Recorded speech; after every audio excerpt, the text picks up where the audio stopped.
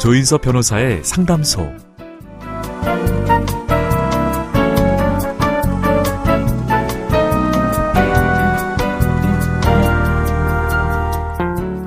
어서 오세요. 기다리고 있었습니다.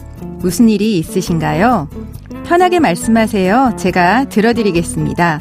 속 시원하고 정확한 자문으로 법률 문제를 풀어드리는 조인섭 변호사의 상담소, 지금 바로 문을 열겠습니다. 저는 조인섭입니다.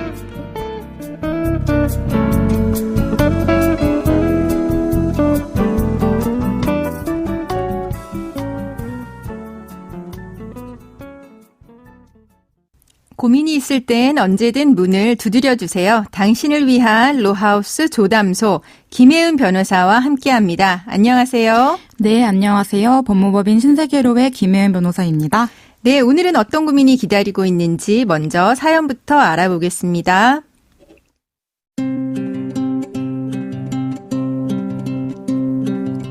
80년 인생을 살아오면서 모진 풍파를 겪었습니다.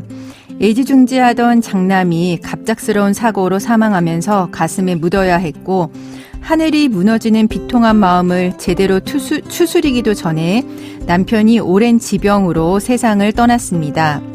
그런데 장남과 이혼한 전 며느리와 손녀 때문에 이렇게 골치 아픈 일을 겪게 될 줄은 꿈에도 몰랐습니다. 장남은 15년 전에 이혼을 했고, 며느리가 하나뿐인 손녀를 데려가 키우면서 연락이 끊겼습니다. 그 이후 며느리는 다른 남자와 재혼을 했고 손녀의 성씨도 바꿨다는 소식만 전해 들었을 뿐이었습니다. 며느리와 손녀를 다시 만난 건 아들의 장례식장이었습니다. 아들의 재산인 집과 예금은 아들의 유일한 자식인 손녀에게 상속됐습니다. 워낙 오랫동안 인연을 끊고 지냈기 때문에 솔직히 아쉬운 마음도 들었지만 어쨌든 자식의 권리이고 인연의 마지막 정리라고 생각했죠. 그런데 문제는 남편이 세상을 떠난 이후였습니다. 남편 명의의 재산을 정리하기 위해서 둘째 아들과 함께 전 며느리를 만났습니다. 장남의 대습 상속인인 손녀가 아직 미성년자였기 때문이죠. 그런데 전 며느리가 손녀의 법적 상속분에 해당하는 상속재산 아파트의 7분의 2 지분 전부를 이전해달라고 요구했습니다. 저는 오랫동안 연락 두절 상태여서 이제 남이나 다름없는 며느리와 손녀에게 그만큼 상속하기에는 너무 과하다고 생각합니다. 전 며느리의 요구를 들어줘야 할까요?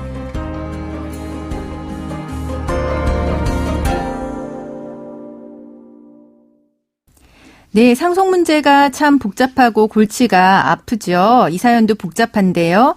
차근차근 사연을 풀어가 보면 좋을 것 같습니다. 우선 사망한 망인의 재산은 누구에게 얼마나 상속되는 걸까요? 사람이 죽으면 그 사람과 일정한 친족 관계에 있는 사람들에게 재산에 대한 권리와 의무 일체가 상속되는데요. 네. 이때 상속을 해주는 사망한 사람을 피상속인, 네. 상속을 받는 사람을 상속인이라고 부릅니다. 네. 법적으로 유효한 유언이 있으면 유언 내용에 따르겠지만 유언이 없는 경우에는 민법에서 정한 상속 순위에 따라 상속이 이루어집니다. 상속인들은 정해진 순위와 비율에 따라 상속 재산을 나눠 갖게 됩니다. 네, 이 사연의 경우는 유언이 있다라고는 나와 있지 않습니다. 그러면은 이제 상속 순위에 따라 나눠지게 되는데, 그럼 우리나라 법적 상속 순위를 좀 설명을 해주세요. 네, 우리나라 법적 상속 순위는 1순위가 자식, 손주를 지칭하는 직계 비속이고요. 그러니까 쉽게 말하면 1순위는 자식. 네, 2순위는 부모, 할아버지, 할머니를 말하는 직계 존속입니다. 네. 그리고 3순위가 형제, 자매, 4순위가 사촌 이내 반계 혈족 순입니다. 네. 여기서 배우자가 있으면 1순위 또는 2순위랑 공동 상속인이 되는데요.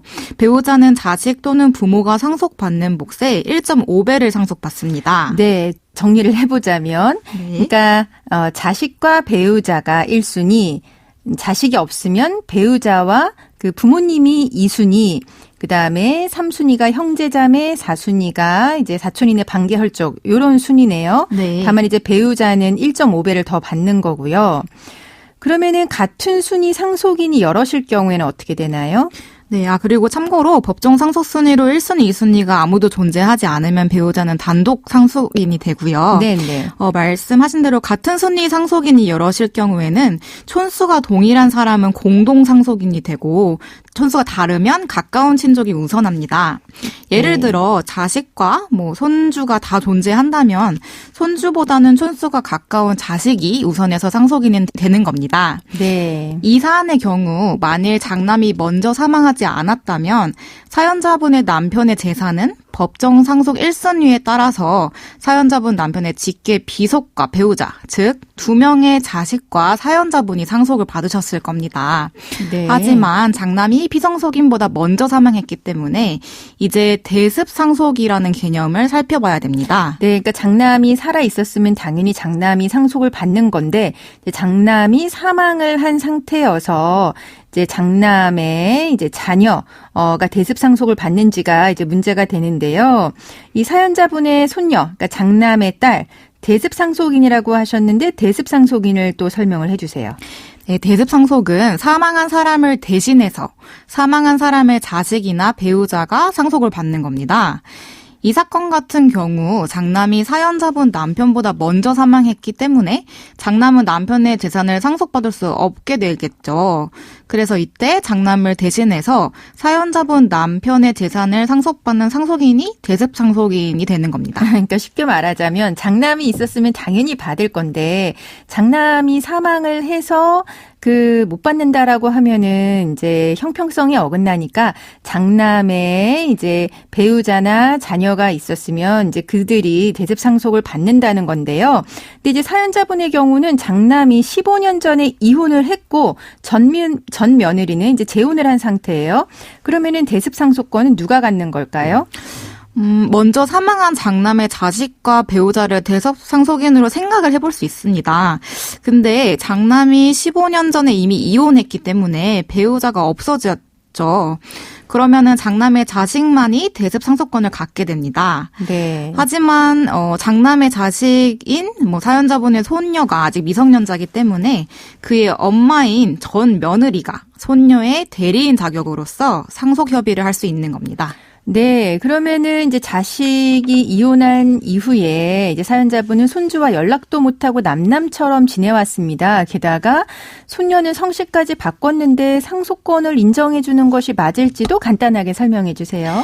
15년간 교류도 없이 지내다가 아들이 죽으니까 손녀가 아들의 재산을 전부 가져간 상황에서 남편이 죽고 우리 사연자분이 내 집이라 생각하는 아파트 지분도 달라고 하니 심정적으로 충분히 억울한 마음이 들 수 있을 것 같습니다. 네.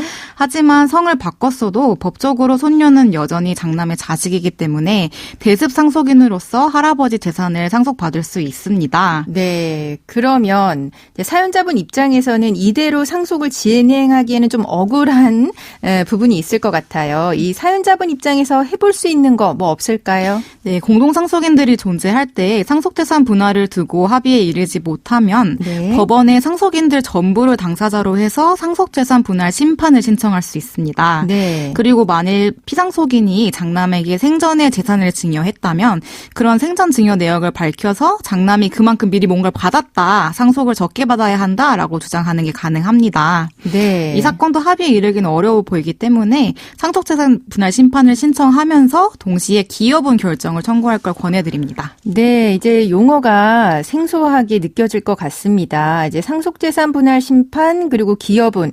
그럼 기여분을 인정받으려면 어떻게 해야 될까요? 기여분은 공동상속인 중 누군가가 오랜 기간 피상속인과 동거하거나 간호하는 방법으로 그를 특별히 부양하거나 피상속인의 재산을 유지, 증가에 특별히 기여했을 때 상속분 산정에 있어 그 기여한 만큼을 가산해주는 제도입니다.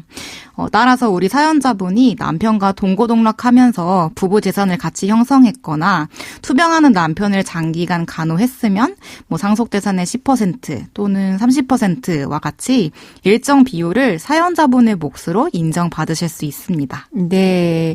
그러면은 이제 사연자분은 기여분이 인정이 된다라고 하면 법적 상속 지분보다는 더 많은 상속 재산을 받을 수가 있는 거죠. 그럼 지금까지의 상담 내용을 정리를 해보면 사연자분은 남편이 세상을 떠난 뒤에 재산을 정리하는 과정에서 오래전에 장남과 이혼했던 전 며느리와 또 장남의 유일한 이제 자녀인 미성년자 손녀와의 갈등을 겪고 있는데요.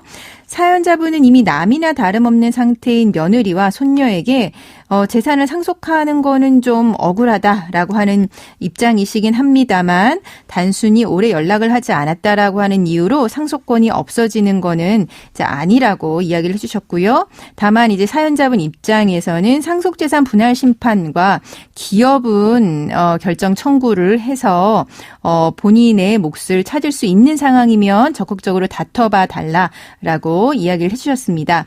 네, 조인섭 변호사의 상담소 여러분들의 사연을 기다립니다. 김혜은 변호사 어디로 보내면 될까요? 네, YTN 라디오 조인섭의 상담소 홈페이지에 들어오셔서 상담 게시판에 글 남겨주시면 됩니다. 네, 감사합니다. 지금까지 김혜은 변호사와 함께했습니다. 감사합니다. 알아두면 쓸데있는 법률 이야기 알쓸법 시간입니다. 최근 서울 용산구 일대 주택가를 돌아다니면서 도시가스 밸브를 잠근 여성 A씨가 경찰에 붙잡혔습니다. A씨는 전날 용산에서 가롤까지 2km에 달하는 거리를 돌면서 200여 가구의 도시가스 공급을 차단한 혐의를 받고 있는데요. A씨 때문에 해당 지역의 일부 식당은 가스가 나오지 않는 탓에 오전 장사를 하지 못하기도 한 것으로 알려졌습니다. 그렇다면 A씨는 앞으로 어떤 처벌을 받게 될까요?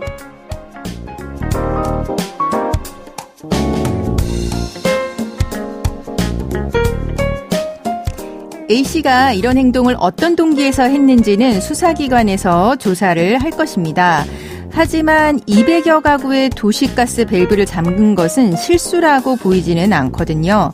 도시가스 사업법은 도시가스 사업자의 가스 공급 시설 중 가스 제조 시설과 가스 배관 시설을 손괴하거나 그 기능에 장애를 입혀 도시가스 공급을 방해한 자는 1년 이상 10년 이하의 징역 또는 1억 5천만 원 이하의 벌금에 처한다라고 규정하고 있습니다. 그러니 A씨는 도시가스 사업법으로 처벌받을 수도 있고요. 또 그뿐만 아니라 범행 동기가 식당 영업을 방해하기 위한 동기도 있었다면 형법상 업무방해죄로 처벌될 수도 있습니다.